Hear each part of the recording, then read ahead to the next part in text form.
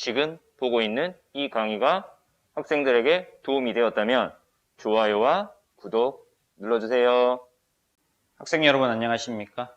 이번 시간에는 중학교 2학년 해수 네 번째 시간으로 해수의 염분에 대해서 알아보도록 하겠습니다. 어떤 내용이 있는지 하나하나 살펴볼게요. 첫 번째, 염류부터 나와 있다, 그치? 그래서 염류에 대해서 먼저 정리를 할게. 염류는 바다에 녹아 있는 거야, 바다에. 그래서 해수에 녹아 있는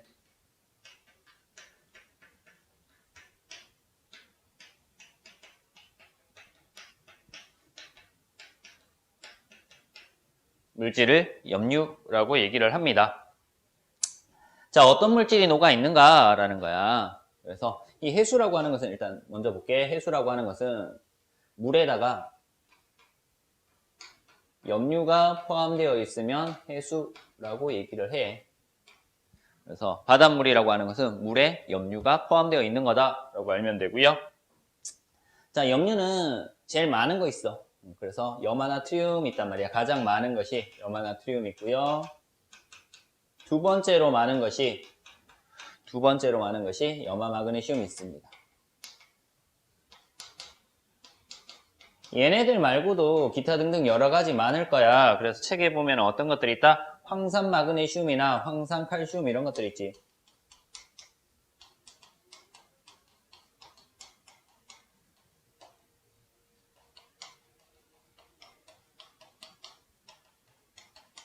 등등등 이런 것들이 있어요. 자, 얘네들 다 외울 필요는 없어. 뭐 알면 돼? 제일 많은 것과 두 번째로 많은 거, 요 정도 두 가지만 알면 됩니다. 자, 염화나트륨 가장 많다. 그리고 짠맛을 내더라. 요 정도 알면 돼. 염화마그네슘은 두 번째로 많다.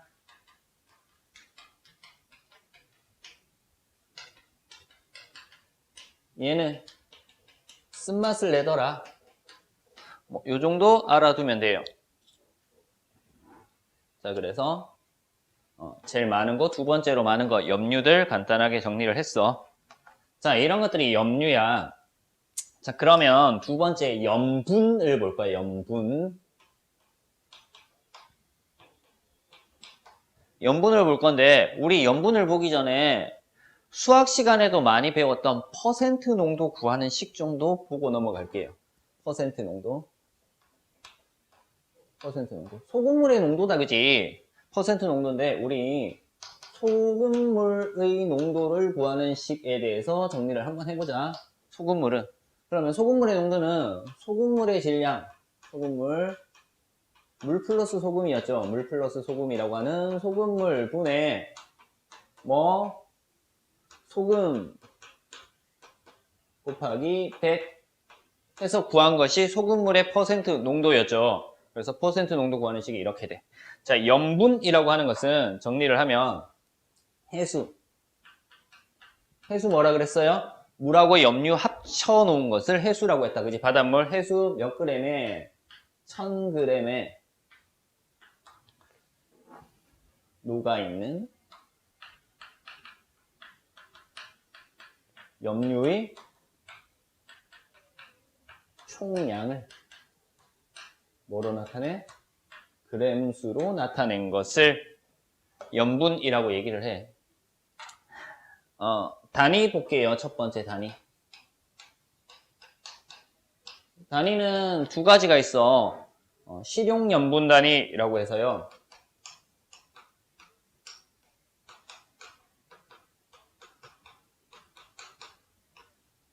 PSU라고 하는 단위가 있고, 그리고 퍼밀이라고 하는 거 있어. 퍼센트랑 좀 다르지. 공이 하나 더 붙어 있는 퍼밀 있어요.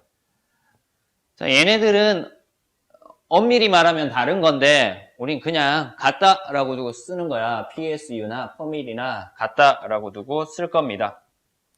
두 번째, 전 세계 해수의 평균 염분. 이런 것 정도는 상식으로 좀 알아두는 게 좋죠. 얼마다? 35%이다. 35 PSU다.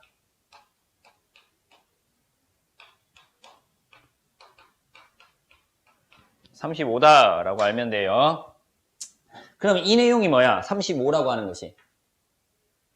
해수 1000g에 녹아있는 염료의 총량이 얼마다? 35g이다. 해수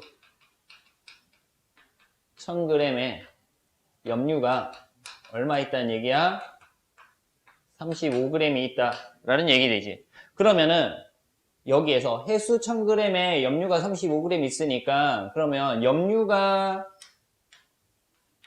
35g이니까 이때 물의 양은 얼마가 돼? 965g이다 라는 것도 알 수 있어야 돼. 그치? 그래서 물의 양도 구할 수 있어야 됩니다. 됐죠? 이런 것들 봐두면 되고, 세 번째,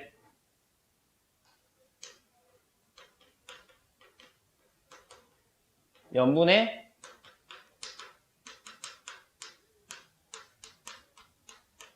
영향을 주는 요인이라고 나와 있어. 자, 영향을 주는 요인 나와 있는데 얘는 누가 영향을 주냐면은 딱 이거야. 물이야, 물. 물의 양이 영향을 줘. 물의 양. 그래서 정리를 하면 이렇게 돼요. 물의 양이 많으면은 염분이 낮은 거고요. 물의 양이 적으면은 염분이 높은 거야. 자, 이러한 물의 양을 결정하는 것이 가장 큰 요인이 되는 것이 첫 번째가 강수량과 증발량이에요. 당연히 강수량이 많으면 물의 양이 많아질 거고요. 증발량이 많으면 물의 양이 적어질 거야. 그치? 두 번째는요. 누구? 담수의 유입량.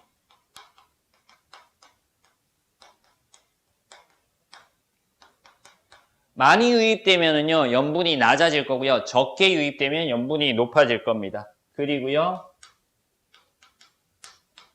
결빙이랑 해빙, 빙하, 해수의 결빙과 해빙에 의해서 결빙, 언다는 얘기지. 물의 양이 줄어든다는 얘기고요. 해빙, 녹는다는 얘기야. 물의 양이 증가한다라는 얘기야. 그래서 정리를 하고 넘어갈게요.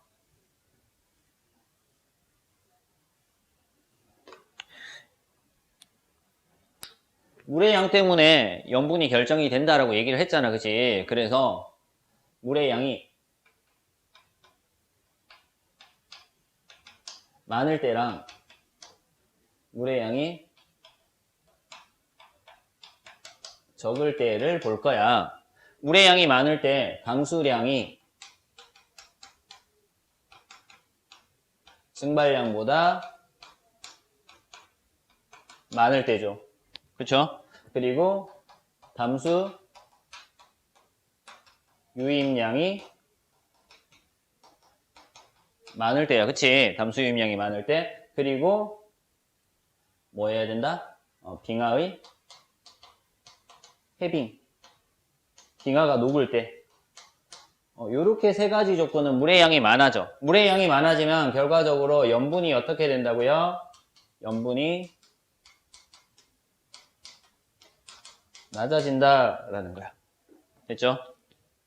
자, 물의 양이 적을 때 강수량보다 증발량이 많을 때, 그리고 담수 유입량이 적을 때, 그리고 해수의 결빙, 얼 때, 이렇게 세 가지는 물의 양이 적어지기 때문에 염분이 어떻게 된다? 높아지더라 라는 거예요.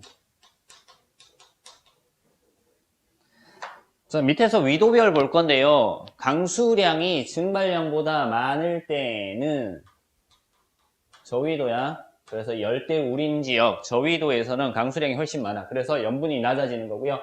강수량보다 증발량이 많은 곳은 중위도야. 우리나라 지역. 그래서 중위도 지역에 뭐가 많다? 사막이 많다라는 것도 같이 알아두면 돼. 그리고 빙하의 해빙, 녹아요. 어디에서? 고위도 지역에서, 극지방에서는 빙하가 녹고 있더라. 결빙은 없어. 빙하가 녹고 있더라. 그래서 고위도 지방에서 염분이 낮아지는 이유는 이렇게 될 거고요. 자, 우리나라에서 담수 유입량이 많은 곳도 있어요. 어디냐면 황해 쪽이야, 황해 쪽. 서해안 쪽은 강물이 많이 흘러 들어가더라. 그리고 담수 유입량이 적은 곳은 어디? 동해다. 그리고 강수량이 증발량보다 많은 곳은 언제? 여름이었죠. 여름. 강수량이 증발량보다 적을 때, 증발량이 더 많을 때는 겨울이다. 그래서 우리나라 기준으로도 이렇게 간단하게 정리를 할 수 있어. 자, 이렇게 정리해서 봤고요. 자, 염분을 보고 있습니다.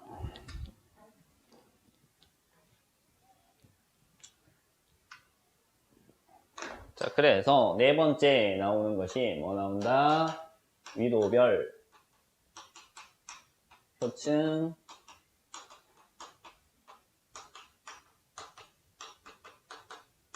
염분 분포가 나오더라. 그럼 위도별이니까 저위도, 중위도, 고위도 이렇게 세 가지 보면 되지, 그지? 적도 해역 나와 있단 말이야. 저위도다. 얘 뭐 한다 그랬어? 강수량이 증발량보다 많다. 그래서 물의 양이 많아지더라. 그러면 염분은 어떻게 된다 그랬니? 낮아진다 라는 거. 그래서 저위도 지역에 염분은 낮다. 왜? 강수량이 증발량보다 많기 때문에 물의 양이 많다 라는 거 알면 되고요. 그리고 중위도 지역 볼게요. 위도가 한 30도 정도 되는 지역, 중위도 지역, 사막이 많다라고 했어. 여기는 강수량보다 증발량이 많다. 그래서 물의 양이 적다, 줄어든다라는 거. 그럼 염분이 어떻게 된다? 높아지더라. 그래서 중위도 지역에서는 강수량보다 증발량이 많기 때문에 물의 양이 적어져서 염분이 높아진다라고 알면 돼요. 자, 이제 고위도 볼 거야. 어디? 극이라고 나와 있죠. 극해역, 고위도라고 나와 있어요. 자, 여기는 빙하가 녹아요. 그러면 물의 양이 어떻게 된다? 많아지지. 그래서 여기는 염분이 어떻게 돼? 낮아지더라 라는 거 알면 돼. 자, 이런 식으로 위도별에 따른 표층 염분 분포가 달라지더라 라는 거 알아봤고요. 자, 5번에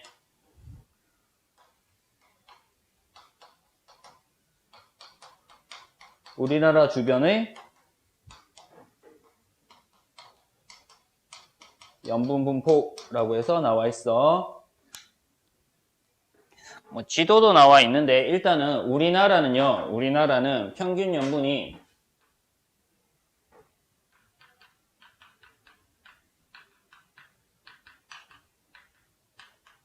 33 PSU예요. 그래서 전 세계 평균 염분보다 낮다라는 거 알면 돼. 전 세계 평균 염분이 얼마였다? 35 PSU였죠. 그래서 염분이 낮다라고 알면 되고요. 그리고 요거야. 어떤 거? 요 내용. 여름철에 강수량이 증발량보다 많기 때문에 여름철은 염분이 낮아지고요. 겨울철에는 강수량보다 증발량이 많기 때문에 염분이 높다라는 거. 황해 쪽에는 담수 유입량이 많기 때문에 염분이 낮고요. 동해 쪽에는 담수 유입량이 적기 때문에 염분이 높다라는 거. 그래서 계절에 따른 염분 비교랑 그리고 해역, 동해안과 황해안의 염분 비교 정도 알면 되겠습니다. 됐습니까? 자, 이런 식으로 해서 봤고요. 우리 여기에서 하나 더 보자면 염분 계산하는 거 나와요. 염분 공식, 염분 구하는 공식. 그래서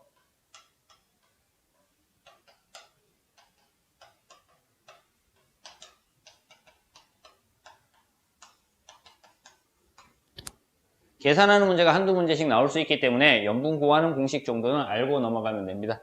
염분은 단위가 PSU 또는 퍼밀 되겠죠. 염분 구하는 식은 어떻게 돼? 해수의 질량 그램이에요. 분의 염료의 질량 그램 곱하기 얼마 해줘? 1000 해주면 돼요. 얘가 염분 구하는 공식이더라 라는 거 그렇죠? 그래서 염분 구하는 공식에 그냥 대입만 시켜주면 돼. 근데 여기서 해수의 질량으로 계산을 해줘야 돼. 물의 질량과 염료의 질량을 합한 해수의 질량으로 계산을 해줘야 되고요. 뒤쪽에 곱하기 1000이다 라는 거. 100 아니고 1000입니다. 자, 이런 식으로 해서 염분 구하는 공식까지 알아봤습니다. 자, 우리 이제 마지막 내용이에요. 염분비 일정 법칙 보도록 하겠습니다. 3번에.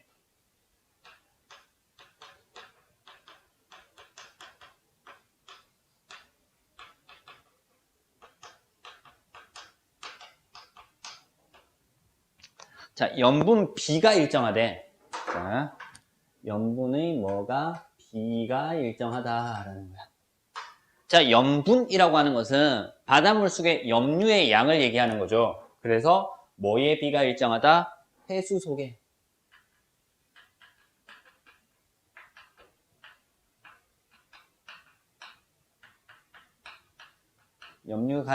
염류들 사이의 B가 항상 일정하다라는 거야. 그래서 염류들 간의 B가 항상 일정하다라는 것 알면 됩니다. 자, 왜 염류들 사이에 B가 일정할까라는 거. 해수 순환해서 섞이는 거야. 그래서 물의 양은 지역에 따라 다르지만 염류의 비율은 항상 일정하다라는 거. 순환하면서 골고루 섞여 있기 때문에 그렇다라고 알면 되고요. 자, 우리 밑에 있는 얘 볼게요. 해수 1000g의 북극해 같은 경우에는 전체 염류의 양이